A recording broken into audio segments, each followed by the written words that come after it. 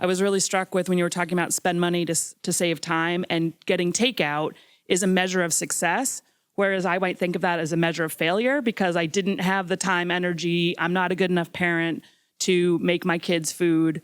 That I really like redefining that as a success measure. So like, can you create a book of like, don't listen to like what it is, like telling you that boredom is bad. No, boredom is good. Like, here's your checklist of how you buck the system, and you tell yourself that, even if the system won't tell you that. I love that. I'm gonna steal the idea and make my $1 million book of this. No, but I think you're on an important point, which is it's a lot your own self-talk about these things, right? Like you just heard these data that like it's gonna make you and your kid happier if you just like have the discretionary income to like blow on a healthy meal, right? You might say like, oh, takeout's so unhealthy. Like the pad thai example wasn't perfect, but like many of you will have discretionary income that you could spend on as healthy a meal as you were putting the time in to create.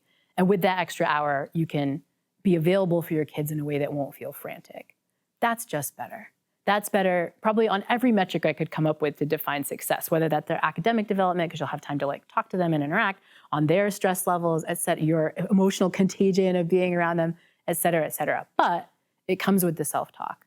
The problem with our self-talk, especially today, is it will find the one thing you're doing terrible as a parent and lock onto that and ruminate about it. Like, I'm a bad parent because I didn't cook the meal.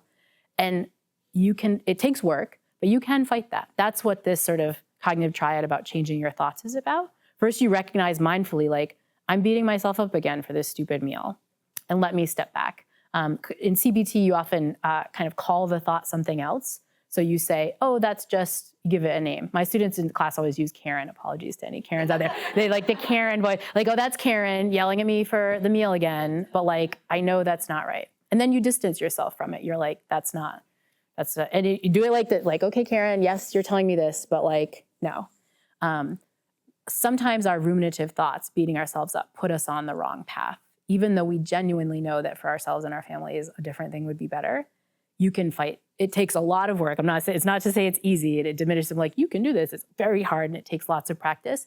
But study after study shows with practice, you'll get better at it and you'll push back against it. And ultimately, it will be better for everyone.